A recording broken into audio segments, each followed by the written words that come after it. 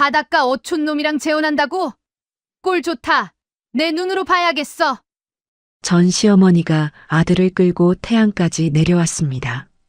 나중에 들은 이야기예요. 경로당에 꾸며진 소박한 식장 뒷자리에 앉아 비웃을 준비를 하고 계셨대요. 얼마나 초라한지 눈으로 확인해야겠다며요. 식이 시작됐습니다.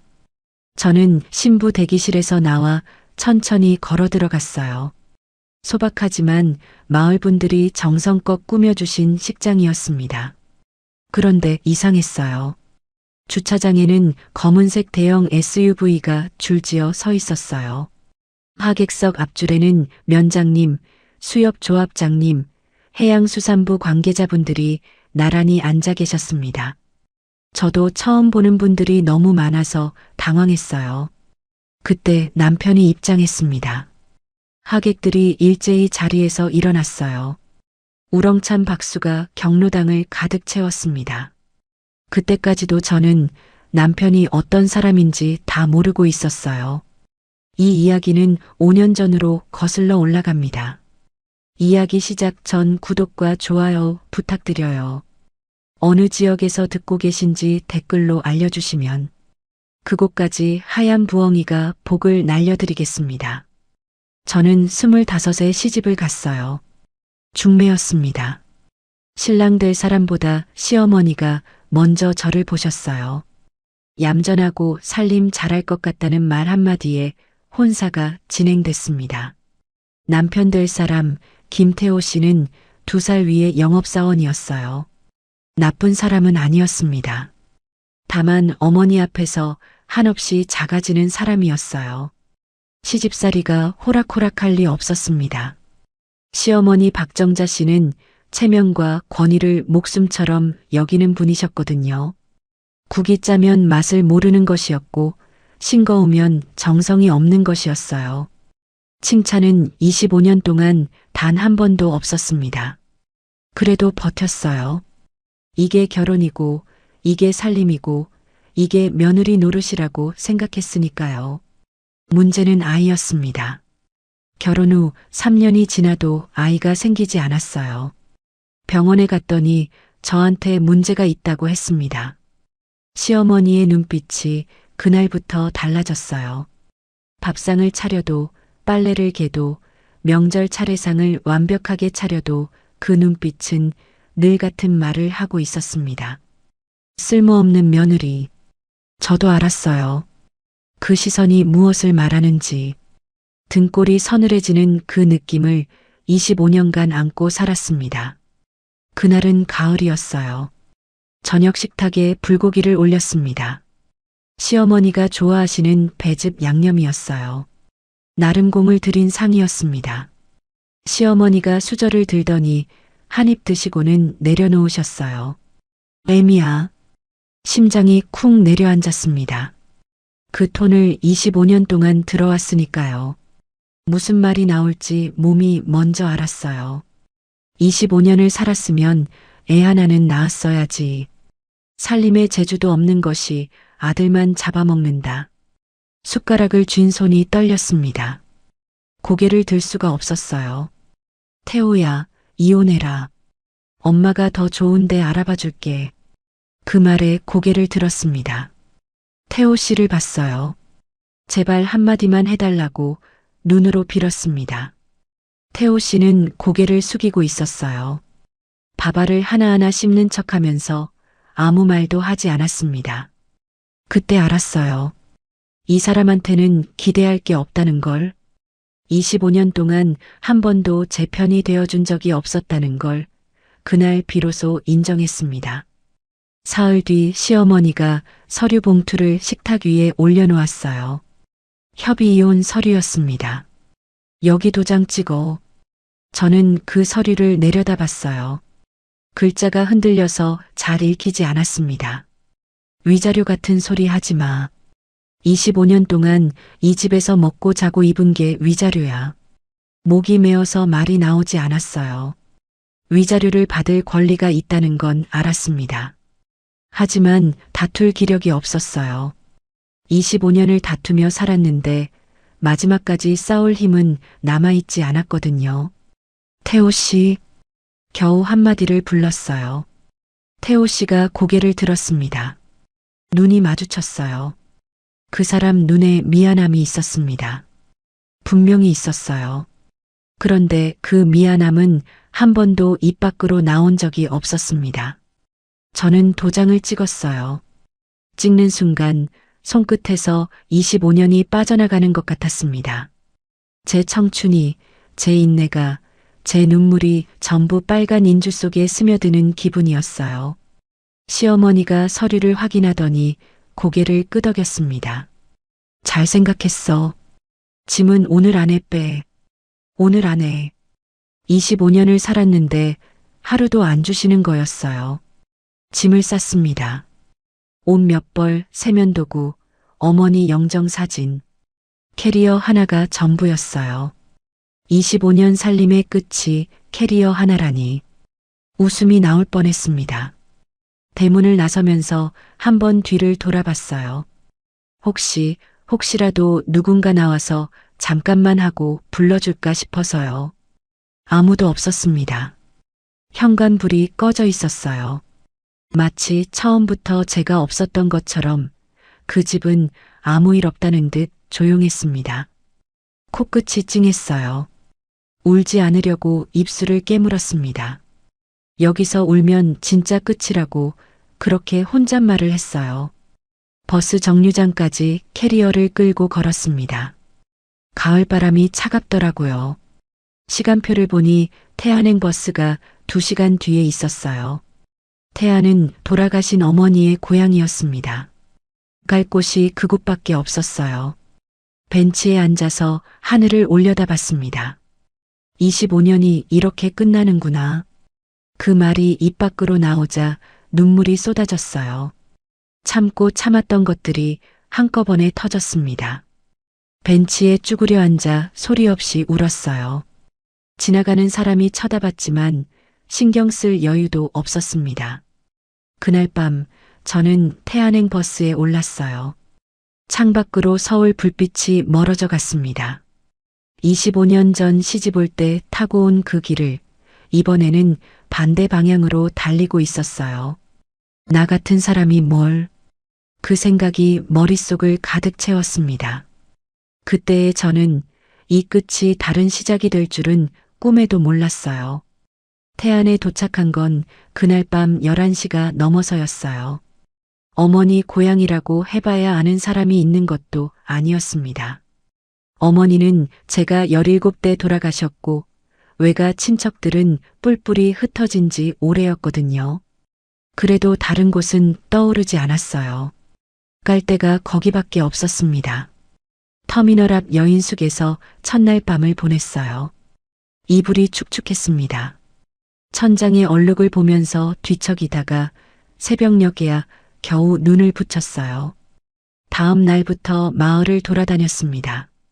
해안가 작은 마을에 월세 50만 원짜리 가게가 하나 나와 있었어요. 전에 횟집을 했던 자리인데 장사가 안 돼서 비어 있다고 했어요. 낡았지만 수도와 가스는 됐습니다. 저는 그 가게를 얻었어요. 두부를 만들 줄 알았거든요. 어머니가 생전에 손두부를 참 잘 만드셨어요.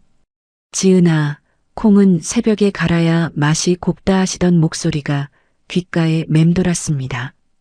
17에 돌아가시기 전까지 어머니한테서 배운 거라곤 그 두부 만드는 법뿐이었어요. 지은이네 손두부. 간판을 달고 문을 열었습니다. 첫 달 매출은 80만 원이었어요. 월세 내고 재료비 빼면 남는 게 없었습니다. 새벽 4시에 일어나 콩을 불리고 갈고 끓이고 응고시키고 몸이 부서지는 줄 알았어요. 그래도 손님이 한 명이라도 와주면 감사했습니다. 아줌마, 이 두부 서울 써도 못 먹어본 맛이야. 관광 온 아저씨가 그런 말을 했을 때 코끝이 찡했어요. 25년 동안 살림을 해도 한 번도 듣지 못한 칭찬이었거든요. 두부 한 모에서 들은 인정이 시집 25년보다 따뜻했습니다. 입소문이 조금씩 났어요.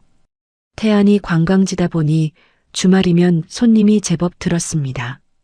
2년 차부터는 새벽 배달도 시작했어요. 인근 식당 4곳에 매일 아침 두부를 납품했습니다. 넉넉하진 않았지만 혼자 먹고 살 수는 있었어요.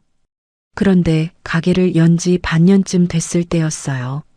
어느 저녁 우편함에 낯익은 이름이 적힌 봉투가 꽂혀 있었습니다. 은행에서 온 거였어요. 뜯어보니 연대보증 채무 독촉장이었습니다. 결혼 생활 중에 태호 씨 사업자금 대출의 연대보증인으로 서명한 적이 있었어요. 그때는 남편이 하라는 대로 했습니다. 뭐가 뭔지도 모르고 도장을 찍었어요. 1억 8천만 원. 손이 떨렸습니다. 이혼을 했어도 연대보증은 풀리지 않는다고 적혀 있었어요. 갚지 않으면 제 신용이 망가지는 거였습니다. 가게 운영도 통장 개설도 앞으로 어떤 것도 할 수 없게 되는 거였어요. 그날 밤 가게 바닥에 앉아서 한참을 멍하니 있었습니다. 미워해야 하는데, 그 사람을, 그 집을 전부 미워해야 하는데, 미워하는데도 힘이 드는 줄 그때 처음 알았어요. 다음 날 은행에 찾아가 분할 상환을 신청했습니다. 매달 갚을 수 있는 만큼 나눠서 갚겠다고 했어요. 월 250만 원. 두부 팔아서 버는 돈의 절반이 넘었습니다. 새벽 배달을 늘리고 주말에는 인근 시장에 좌판을 깔았어요. 잠을 4시간도 못 잔 날이 허다했습니다. 그렇게 4년을 갚았어요. 1억 2천만 원을 갚고 6천만 원이 남아 있었습니다. 왜 갚았냐고요? 저도 모르겠어요. 제 신용을 지키려는 것도 있었지만 솔직히 말하면 그 사람이 신용불량자가 되는 게 싫었어요. 미워하면서도 걱정이 되는 게 사람 마음이더라고요. 아무한테도 말하지 않았습니다. 이 바보 같은 짓을 누가 이해하겠어요.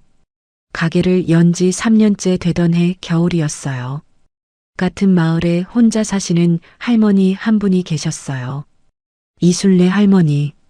나이가 76이셨는데 매일 아침 가게 앞을 지나가시면서 두부 한 모조 하시는 단골이셨습니다. 어느 날 할머니가 오시지 않았어요. 이틀, 사흘. 이상해서 집에 찾아갔더니 무릎 인공관절 수술을 받으셨대요.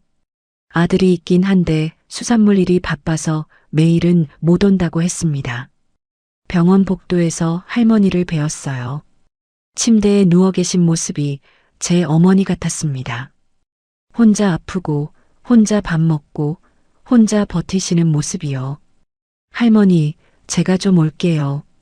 그날부터 한 달 동안 매일 죽을 끓여 가져다 드렸어요. 새벽에 두부를 만들고 죽을 끓여 병원에 들르고 가게로 돌아오고 힘들었지만 이상하게 마음은 편했습니다. 지은 씨, 왜 이렇게까지 해줘? 할머니가 물으셨어요. 눈가에 주름이 가득한 얼굴로 진심으로 궁금하다는 표정이셨습니다. 저도 아무도 없이 혼자 아플 때가 있었으니까요. 그랬더니 할머니가 제 손을 잡으셨어요. 주름진 손이 따뜻했습니다. 아무 말 없이 한참 동안 제 손을 쥐고 계셨어요. 그때 몰랐습니다. 그 한 달이 제 인생을 완전히 바꿔놓을 거라는 걸요. 할머니가 퇴원하신 뒤 반년쯤 지났을 때였어요. 지은 씨, 우리 아들 한번 만나볼래? 가게에 두부를 사러 오신 할머니가 느닷없이 그러셨어요. 저는 손사래를 쳤습니다. 할머니, 저 같은 사람이 무슨... 그 소리 하지 마. 좋은 사람이야. 좀 무뚝뚝한데 마음은 깊어. 할머니가 소개해 주신 사람은 수산물 유통을 하는 강혜준 씨라는 분이었어요. 나이는 저보다 3살 위. 10년 전에 아내를 잃고 혼자 사신다고 했어요. 첫 만남은 가게 앞이었습니다. 키가 크고 어깨가 넓은 사람이었어요. 햇볕에 그을린 피부에 짧은 머리, 눈이 깊었습니다. 그런데 말이 없었어요. 밥이나 같이 먹읍시다. 그게 첫 마디였어요. 식당에 마주 앉았는데 대화가 거의 없었습니다. 어색해서 젓가락만 만지작거렸어요. 그 사람도 마찬가지였더라고요. 솔직히 처음에는 아무 감정도 없었어요. 그냥 할머니 얼굴을 봐서 한번 만난 거였거든요. 그런데 이상한 일이 생기기 시작했습니다. 다음 날 아침 가게 문 앞에 스티로폼 박스가 하나 놓여 있었어요. 열어보니 싱싱한 꽃게가 들어 있었습니다. 메모는 없었어요. 그 다음 날은 광어였어요. 그 다음은 전복. 매일 아침 문 앞에 제철 해산물이 놓여 있었습니다. 누가 가져다 놓는지 처음엔 몰랐어요. 일주일쯤 지났을 때 새벽 4시에 콩을 갈려고 가게 문을 여는데 혜준 씨가 문 앞에 쭈그려 앉아 스티로폼 박스를 내려놓고 있었습니다. 눈이 마주쳤어요. 그 사람이 벌떡 일어나더니 아무 말 없이 돌아섰어요.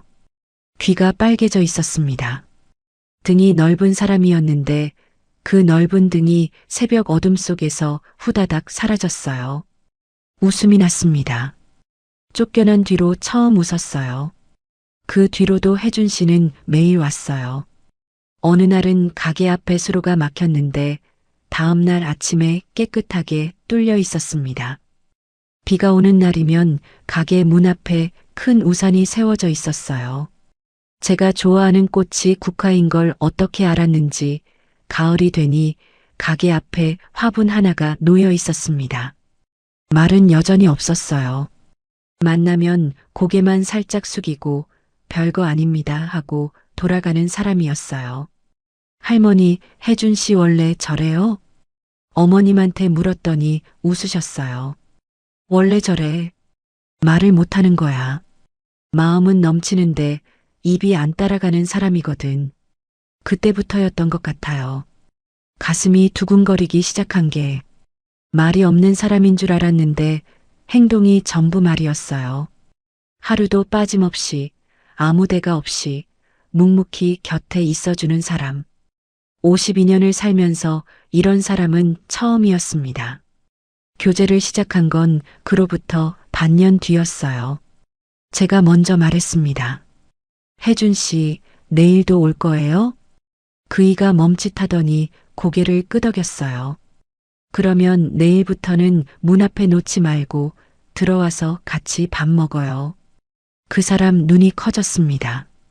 그리고 생전 처음 보는 웃음을 지었어요. 서툴고 어색하고 그래서 더 진심이 보이는 웃음이었습니다. 혜준 씨가 어떤 집안 사람인지는 알려고 하지 않았어요. 수산물 유통한다는 말에 그러시구나 한 게 전부였습니다. 어머님도 우리 집 형편은 걱정 안 해도 돼 하셨지만 저는 그게 무슨 뜻인지 깊이 생각하지 않았어요. 조건을 보고 만나는 게 아니니까요. 그냥 이 사람의 진심이 좋았습니다. 그걸로 충분했어요. 교제를 시작하고 반년이 지났을 때 혜준 씨가 청혼했어요. 바닷가였습니다. 가게 문을 닫고 나왔는데 혜준 씨가 방파제 위에 서 있었어요. 손에 뭔가를 쥐고 있었습니다. 다가가니까 작은 빨간 상자였어요. 이거, 그이가 상자를 내밀었습니다. 손이 떨리고 있었어요. 52년 인생에서 그렇게 떨리는 남자의 손은 처음 봤습니다. 나는 말주변이 없어서 뭐라고 해야 할지 모르겠는데 혜준 씨가 고개를 숙였어요. 귀가 또 빨개져 있었습니다. 같이 밥 먹는 거 평생 하면 안 됩니까? 웃음이 나왔어요. 그런데 눈물도 같이 났습니다. 이 사람은 정말 프러포즈도 밥 이야기를 하는 사람이었어요. 상자를 열었습니다. 반지가 아니었어요. 나무 숟가락 2개가 들어 있었습니다. 한 쌍으로 깎은 거였어요. 손때가 묻어 있는 걸 보니 직접 만든 것 같았습니다. 반지는 나중에 사줄게요. 이건 내가 깎은 건데 같이 쓰자는 뜻입니다. 목이 메어서 말이 나오지 않았어요. 고개만 끄덕였습니다. 혜준 씨가 그제야 웃었어요. 방파제 위에서 바닷바람을 맞으며 나란히 서 있었습니다. 그이가 슬며시 제 손을 잡았어요. 거칠지만 따뜻한 손이었습니다. 52년을 살면서 누군가의 손이 이렇게 따뜻한 줄 처음 알았어요. 결혼식은 마을 경로당에서 하기로 했습니다. 혜준 씨네 어머님이 호텔 잡아줄까? 하셨는데 제가 사양했어요. 두 번째 결혼인데 호화롭게 할 필요가 있나 싶었거든요. 마을 어르신들이 오실 수 있는 곳이면 충분했습니다. 어머님이 제 손을 잡으시며 말씀하셨어요. 지은아, 내가 원하는 대로 하렴. 대신 어머니가 음식은 제대로 차릴게. 가슴이 뜨거워졌습니다. 시집살이 25년 동안 단 한 번도 듣지 못한 말이었거든요. 내가 원하는 대로. 그 6글자가 이렇게 무거울 줄 몰랐어요. 결혼식 날 아침 저는 거울 앞에 서서 한참을 들여다봤습니다. 주름이 늘었어요. 손이 거칠어졌어요. 25에 시집가던 날과는 비교도 안 되는 얼굴이었습니다. 그런데 이상하게 그날보다 지금이 더 예뻐 보였어요. 눈이 달라져 있었거든요. 25년 전에는 불안한 눈이었는데 지금은 설레는 눈이었습니다. 간단한 아이보리색 원피스를 입었어요. 마을 꽃집에서 장미 부케를 마쳤습니다. 이것저것 차려입을 형편은 안 됐지만 충분했어요. 어머님이 대기실에 들어오셨습니다. 어머, 우리 며느리 예쁘다. 그러시면서 제 머리카락을 매만져 주셨어요. 흘러내린 잔머리를 귀 뒤로 넘겨주시는 그 손길이 돌아가신 제 어머니 같았습니다. 눈물이 쏟아졌어요. 울지마, 화장 번진다. 어머님이 웃으시면서 손수건으로 제 눈가를 닦아주셨어요. 25년 전 첫 시어머니는 결혼식 날 신부가 웃어야 복이 온다며 다그치셨는데 이분은 울어도 웃으며 닦아주셨습니다. 이런 시어머니도 있구나. 그 생각이 드는 순간 지난 25년이 한꺼번에 밀려와서 또 울었어요. 식이 시작됐습니다. 대기실 문이 열리고 통로로 나섰을 때 심장이 터질 것 같았어요. 다리가 후들거렸습니다. 소박했지만 정성이 가득한 식장이었어요. 마을 분들이 아침 일찍부터 오셔서 꽃을 달고 리본을 묶어주셨대요. 흰 의자마다 분홍 리본이 매달려 있었고 앞쪽에는 카네이션과 안개꽃으로 만든 아치가 서 있었습니다. 부케를 꼭 쥐고 천천히 걸어 들어갔어요. 그런데 이상했습니다. 주차장 쪽을 흘깃 봤는데 검은색 대형 SUV가 줄지어 서 있었어요. 한 대, 두 대가 아니었습니다. 4~5대는 돼 보였어요. 하객석을 봤습니다. 앞줄에 모르는 분들이 앉아 계셨어요. 양복을 반듯하게 차려입은 중후한 남자분들이었습니다. 한 분은 가슴에 녹색 어깨띠를 두르고 계셨는데 나중에 알고 보니 태양군 면장님이셨어요. 그 옆이 수협조합장님, 그 옆이 해양수산부 관계자분이셨습니다. 당황했어요. 두부가게 아줌마 결혼식에 왜 이런 분들이 앉아 계신 건지 이해가 되지 않았거든요. 마을 이장님이 오셔서 귓속말을 하셨어요. 지은 씨, 혜준이네가 어떤 집인지 몰랐지? 이 해안 일대 땅이 다 혜준이네 거야. 풍력발전소 들어오면서 임대료의 보상금에 그 집 자산이 한두 푼이 아니요. 심장이 멈추는 줄 알았어요. 고개를 돌려 앞쪽을 봤습니다. 혜준 씨가 입장하고 있었어요. 차콜색 양복에 흰 셔츠, 은은한 넥타이. 평소 어명 재킷에 고무 장화를 신던 그 사람이 양복을 입으니 전혀 다른 사람이었습니다. 하객들이 일제히 자리에서 일어났어요. 우렁찬 박수가 경로당을 가득 채웠습니다. 면장님이 먼저 일어나셨고 조합장님이 뒤따라 일어나셨어요. 마을 어르신들은 물론이고 양복 차림에 모르는 분들까지 전부 기립했습니다. 그 박수 속을 걸어오는 혜준 씨의 얼굴에 수줍은 미소가 번져 있었어요. 주목받는데 익숙하지 않은 사람. 그런데 저를 바라보는 눈은 따뜻하고 흔들림이 없었습니다. 그때까지도 저는 남편이 어떤 사람인지 다 모르고 있었어요. 그런데 나중에 들은 이야기는 더 놀라웠습니다.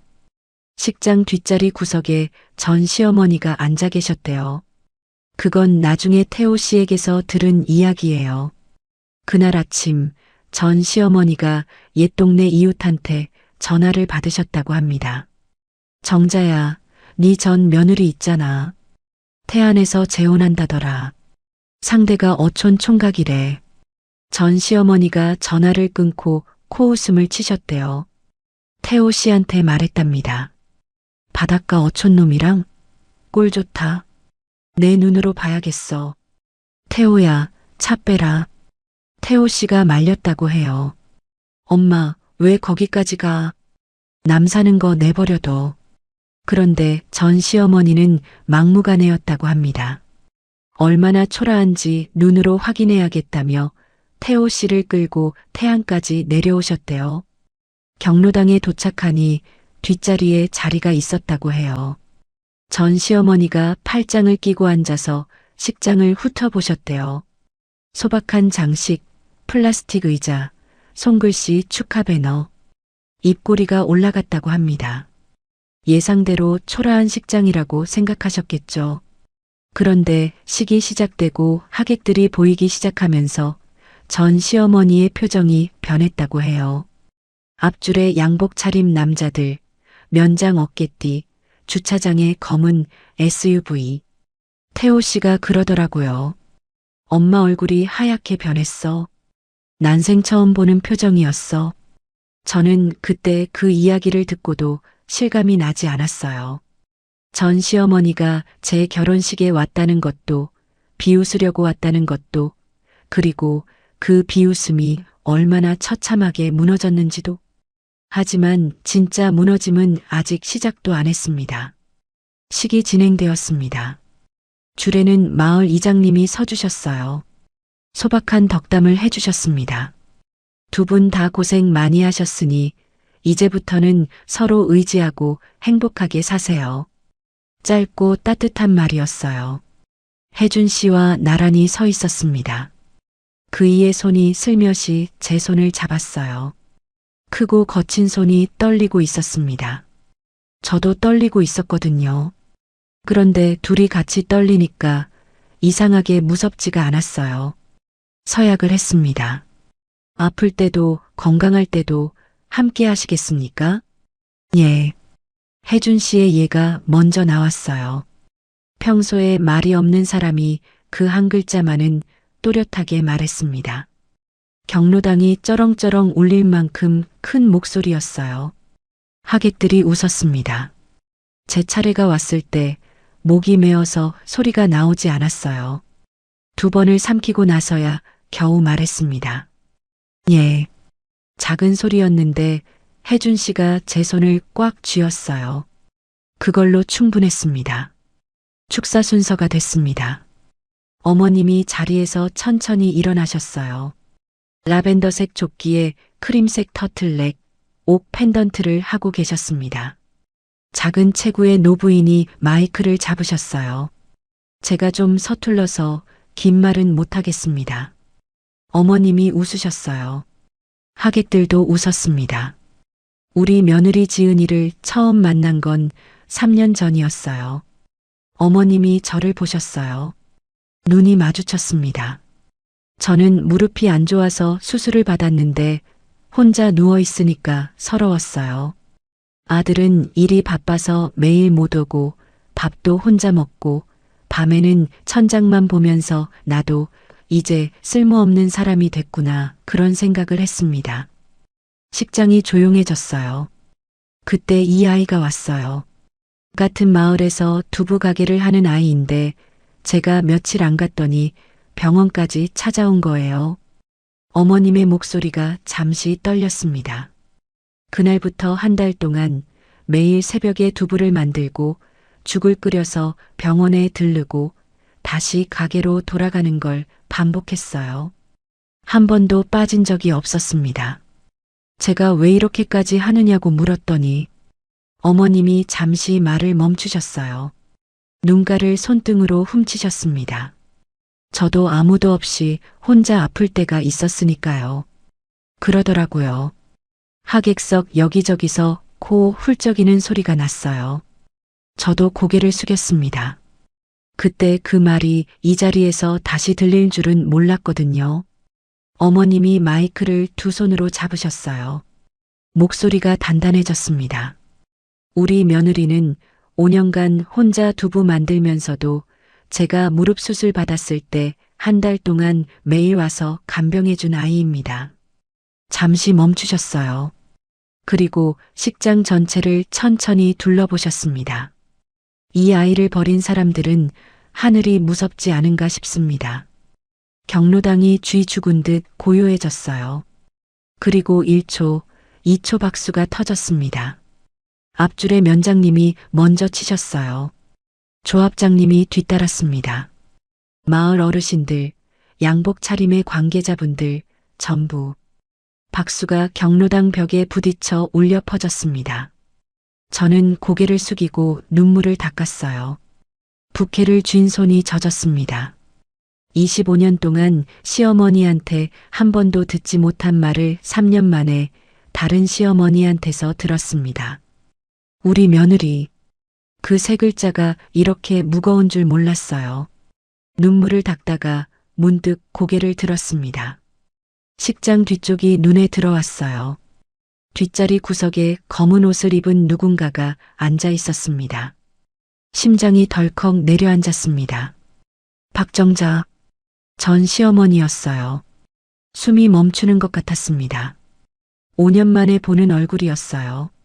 머리를 빳빳이 올리고 금장 브로치를 달고 팔짱을 끼고 앉아 계신 그런데 5년 전과 달랐습니다. 턱이 내려와 있었어요. 입술이 벌어져 있었습니다. 눈이 흔들리고 있었어요. 왜 여기 계신 거죠?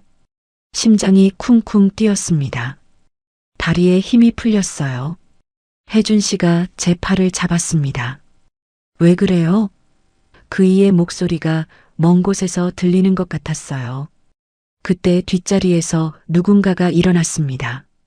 태호 씨였어요. 전 남편이 식장 통로를 걸어 제 쪽으로 오고 있었습니다. 지은 씨, 태호 씨가 제 앞에 섰어요. 5년 만이었습니다. 얼굴이 많이 달라져 있었어요. 광대뼈가 도드라지고 눈밑이 꺼져 있었습니다. 한때 반듯하던 사람이 쪼그라들어 있었어요. 축하해요. 그 한마디를 하는데 목소리가 갈라졌어요. 그리고 할 말이 있어요. 식장이 술렁거렸습니다. 혜준 씨가 제 앞으로 한 발 나섰어요. 보호하려는 움직임이었습니다. 저는 혜준 씨의 팔을 가만히 잡았어요. 괜찮다는 뜻이었습니다. 반년 전에 지은 씨한테 투자금을 부탁한 적이 있어요. 식당이 폐업하고 나서 돈이 필요해서. 태호 씨가 고개를 숙였어요. 거절당했습니다. 그때는 원망했어요. 전 아내가 이렇게 매정한 사람이었나 싶어서 가슴이 조여왔습니다. 그때 거절할 수밖에 없었던 이유를 이 사람은 몰랐으니까요. 그런데 얼마 전에 은행에서 연락이 왔어요. 제 사업자금 대출 연대보증건으로. 태호 씨의 목소리가 떨리기 시작했어요. 알고 보니까 지은 씨가 이혼 후에도 그 빚을 갚고 있었어요. 4년 넘게 매달 250만 원씩. 식장이 얼어붙었습니다. 숨소리조차 들리지 않았어요. 1억 8천만 원 중에 1억 2천만 원을 갚았더라고요. 아직 6천만 원이 남아 있었고. 태호 씨가 고개를 들었어요. 눈이 빨갛게 충혈되어 있었습니다. 그래서 투자금을 못 줬던 거예요. 여력이 없어서. 제 빚을 갚느라. 코끝이 찡했습니다.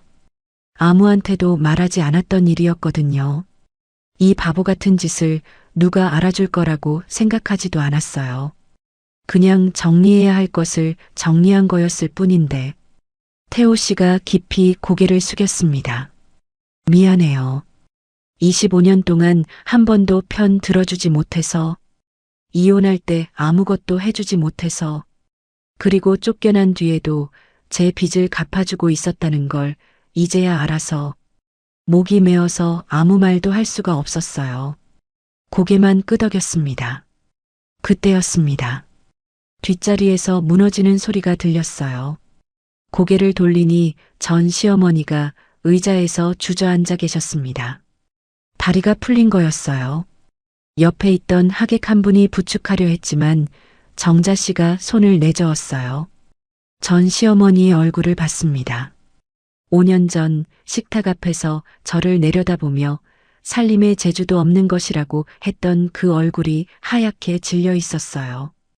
입술이 파르르 떨리고 있었습니다. 태호 씨가 돌아가서 전 시어머니 옆에 무릎을 꿇었어요. 엄마. 태호 씨의 목소리가 들려왔습니다. 나도 몰랐어. 지은이가 5년 동안 내 신용을 지켜주고 있었어.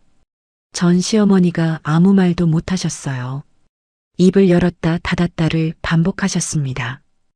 25년 동안 며느리를 다그칠 때는 그렇게 막힘이 없던 입이 한마디도 나오지 않는 것 같았어요. 5년 전 위자료 같은 소리 하지 말라고 했던 그 입이 위자료는커녕 전 남편의 빚을 대신 갚고 있었다는 사실 앞에서 경로당 안이 조용했습니다. 아무도 말이 없었어요. 박수도 없었습니다. 그 침묵이 어떤 말보다 무거웠어요. 저는 그 모습을 지켜보면서 이상하게도 통쾌하지 않았습니다. 5년 전이었으면 속이 시원했을지도 몰라요. 그런데 지금은 그냥 가슴 한쪽이 먹먹했습니다. 저 사람도 늙었구나. 저 사람도 무너질 수 있구나. 미워하는 데 쓰던 힘을 더 이상 쓰고 싶지 않았어요. 한동안 움직일 수가 없었어요. 식장 안이 웅성거렸습니다. 하객들이 서로 얼굴을 쳐다보고 뒷줄에서 무슨 일이 벌어진 건지 수군거렸어요. 앞줄의 면장님과 조합장님도 고개를 돌려 뒤를 바라보고 계셨습니다. 혜준 씨가 제 손을 잡았어요.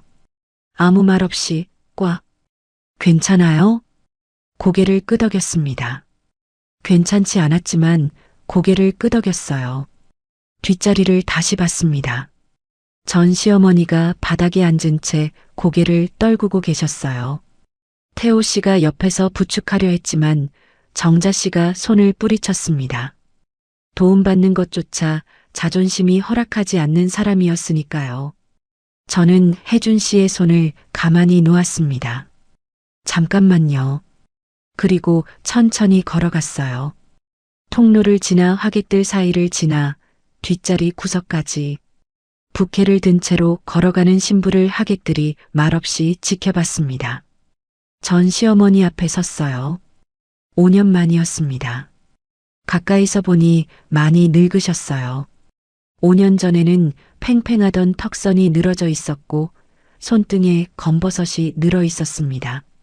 금장 브로치는 여전했지만 그 브로치를 달고 있는 사람은 5년 전에 그 사람이 아니었어요. 정자 씨가 고개를 들었습니다. 눈이 마주쳤어요. 그 눈에 여러 가지가 담겨 있었습니다. 충격, 수치, 분노, 그리고 제가 25년 동안 한 번도 본 적 없는 것, 후회. 정자 씨의 눈에 후회가 있었어요. 입술이 달싹거렸습니다. 뭔가 말하려는 것 같았어요. 사과일 수도 있고 변명일 수도 있고 아니면 또 다른 독설일 수도 있었습니다. 25년을 함께 살았지만 이 사람이 무슨 말을 할지는 끝내 예측할 수 없었거든요. 저는 기다리지 않았어요. 그냥 웃었습니다. 원망도 없이, 조롱도 없이, 한마디 말도 없이, 살짝 미소만 짓고 조용히 돌아섰습니다. 돌아서는 순간 온몸에서 힘이 빠지는 것 같았어요. 다리가 후들거렸습니다. 하지만 넘어지지 않았어요. 앞에 혜준 씨가 서 있었으니까요. 통로 끝에서 그이가 기다리고 있었습니다. 아무 말 없이 그냥 거기 서 있었어요. 제가 돌아올 때까지 한 발자국도 움직이지 않고 제 앞에 섰을 때 혜준 씨가 조용히 말했어요. 됐어요. 그 한마디에 눈물이 쏟아졌습니다. 이제 우리만 보면 돼요. 그이가 제 손을 잡았어요. 거칠고 크고 따뜻한 손. 1년 동안 매일 새벽 문 앞에 해산물을 놓아두던 그 손이 제 손을 꼭 쥐고 있었습니다. 식장 밖으로 나왔어요. 바닷바람이 불었습니다. 가을 햇살이 따뜻했어요. 경로당 마당에 코스모스가 피어 있었습니다. 나란히 걸었어요. 혜준 씨가 슬며시 보폭을 맞춰줬습니다. 늘 그랬어요. 이 사람은 말로 하지 않아요. 보폭을 맞추고 바깥쪽에 서고 바람이 불면 제 쪽으로 살짝 몸을 기울이는 것. 그게 이 사람의 말이었습니다. 저는 혜준 씨의 어깨에 이마를 기댔어요. 고마워요. 뭐가요? 전부 다요. 그이가 대답 대신 제 머리 위에 턱을 올렸습니다. 바닷바람이 두 사람 사이를 지나갔어요. 오랫동안 혼자였던 시간이 이 사람을 만나기 위한 시간이었구나. 그 생각이 들었을 때 처음으로 지난 5년이 아깝지 않았습니다. 그날 밤 집에 돌아와서 나란히 식탁에 앉았어요. 어머님이 차려주신 잔치상이 놓여 있었습니다. 미역국의 잡채에 제가 만든 두부전도 올라가 있었어요. 어머님이 웃으시면서 말씀하셨어요. 며느리가 만든 두부전이 제일 맛있어. 혜준 씨가 묵묵히 밥을 먹다가 숟가락을 내려놓았어요. 이거, 그이가 서랍에서 뭔가를 꺼냈습니다. 방파제에서 줬던 나무 숟가락 한 쌍이었어요. 오늘부터 이걸로 먹읍시다. 웃음이 났어요. 프로포즈 때도 밥 이야기, 결혼 첫날 밤에도 밥 이야기. 이 사람은 정말 끝까지 이 사람이었습니다. 나무 숟가락으로 미역국을 떠먹었어요. 나무 냄새가 살짝 났습니다. 서툴게 깎아서 모양이 고르지 않았지만 입에 닿는 감촉이 부드러웠어요. 맛있어요? 예. 그 한마디가 서약보다 깊었습니다.